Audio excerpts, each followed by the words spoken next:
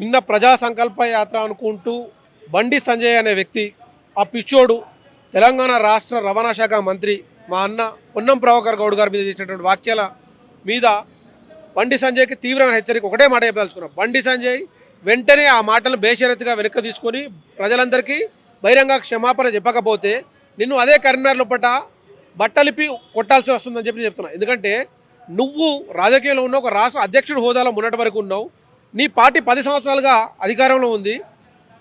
తెలంగాణకు కానీ కేంద్రంలో ఉన్నటువంటి పార్టీ ద్వారా తెలంగాణకు నువ్వు ఉన్నటువంటి జిల్లాకు ఏం చేసావో అది చెప్పు చేతనైతే. అంతేగాని రోడ్డు మీద పిచ్చోని లెక్క పిచ్చుకోక గర్చడం లెక్క రోడ్డు మీద పడి ఇతర రాజకీయ నాయకుల కుటుంబ సభ్యులను తీసుకురావడం అనేటువంటి హేయమే చర్య. ఒక పార్టీ సిద్ధాంతపరంగా ఏమైనా తప్పు చేస్తే, ఒక ప్రభుత్వం ఏమైనా తప్పు చేస్తే ఆ పర్టికులర్గా ఆ విషయం మీదనే మాట్లాడాలి తప్ప కుటుంబ సభ్యుల గురించి మాట్లాడడం నీ అంత పిచ్చిన కొడుకు నీ భూమి మీద ఒకటి ఉండడం చెప్తారు. ఎందుకంటే తెల్లారు లేస్తే ఎమోషనల్గా బ్లాక్మెయిల్ చేయడం తప్ప నీకు ఇంకొకటి చేత కాదు అన్న విషయం దీని ద్వారా చాలా స్పష్టమైపోయింది. ఎందుకంటే నువ్వు కరీంనగర్కు ఎంపీగా ఉన్నప్పుడు ఏం తీసుకురాలేదు. రేపటి రోజున మొన్న ఎమ్మెల్యే పోటీ చేసినా కానీ అక్కడ ప్రజలు చీత్కరించలేదు. ఎందుకంటే వీడు వేస్ట్ ఫెయిల్ అన్న విషయం వాళ్ళు నిర్ణయించుకున్నారు. రేపటి రోజున మళ్ళీ ఎంపీ ఎలక్షన్లు వస్తున్నాయి. ఎట్టి పరిస్థితుల్లో కూడా గెలవాలి అనేటువంటి ఒక ఆలోచనతోటి దుర్బుద్ధితోటి ఇతర రాజకీయ పార్టీలకు సంబంధించిన నాయకుల మీద వారి కుటుంబ సభ్యుల మీద బురద జల్లే కార్యక్రమం. సరే, బురద జల్లడం వ్యక్తిగతంగా ఒక ఎత్తు అయితే ఒక రాజకీయ పార్టీ నాయకుడు తల్లి గురించి నువ్వు హీనంగా మాట్లాడంటే అరే నీకు సిగ్గు శరం ఉందా అని అడుగుతాను.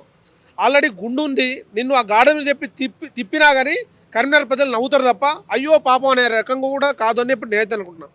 బండి సంజయ్ నీకు దేవుడి మీద పేరు చెప్పుకొని బతుకుడు తప్ప నీకు ప్రజలకు నువ్వు ఏం చేసినావో చెప్పినావో చేత కాదు. కానీ పొన్నం ప్రభాకర్ అన్న వ్యక్తి అప్పుడు ఎంపీగా ఉన్నప్పుడే కరీంనగర్ నుంచి తిరుపతికి రైల్వే లైన్ తీసుకొచ్చిండు. రీజనల్ పాస్పోర్ట్ ఆఫీస్ తెలంగాణ కరీంనగర్లో ఉంది. ఈ రకంగా పొన్నం ప్రభాకర్ కూడా అనేక కార్యక్రమాలు తీసుకొచ్చిండు. నీకు చేతనైతే నువ్వు కరీంనగర్కు తెచ్చినటువంటి పని ఏందో చెప్పు. ఇది తప్ప ఈ రకంగా మాటలు మాట్లాడుకుంటూ ఎమోషనల్గా బ్లాక్మెయిల్ చేసుకుంటూ ఎక్కువ రోజులు బతకలేవు. బిడ్డా జాగ్రత్త, వెంటనే ఈ విషయం మీద బహిరంగ క్షమాపణ చెప్పకపోతే నిన్ను అదే కరీంనగర్లో కూడా బట్టలు కూడా తీసి కొడతా అని చెప్పి నేను చాలా స్పష్టంగా చెప్పదలుచుకున్నాను. నేను తెలంగాణ కాంగ్రెస్ రాష్ట్ర అధికారిక ప్రతినిధిగా మీడియా కన్వీనర్గా ఈ హెచ్చరిక జారీ చేస్తున్నాను.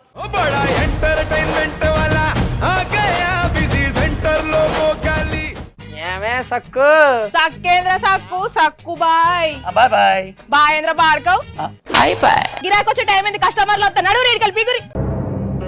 కస్టమర్లు వస్తున్నారు కదా, మాత్రం పొగరు ఉంటది. మరి తగ్గించేద్దాం పొగర్ని. డబ్బులు కట్టేస్తావేంటి కొంప తీసి? లేదు, కస్టమర్లు ఆపేద్దాం. పదా మరి మన బిజినెస్ స్టార్ట్ చేద్దాం.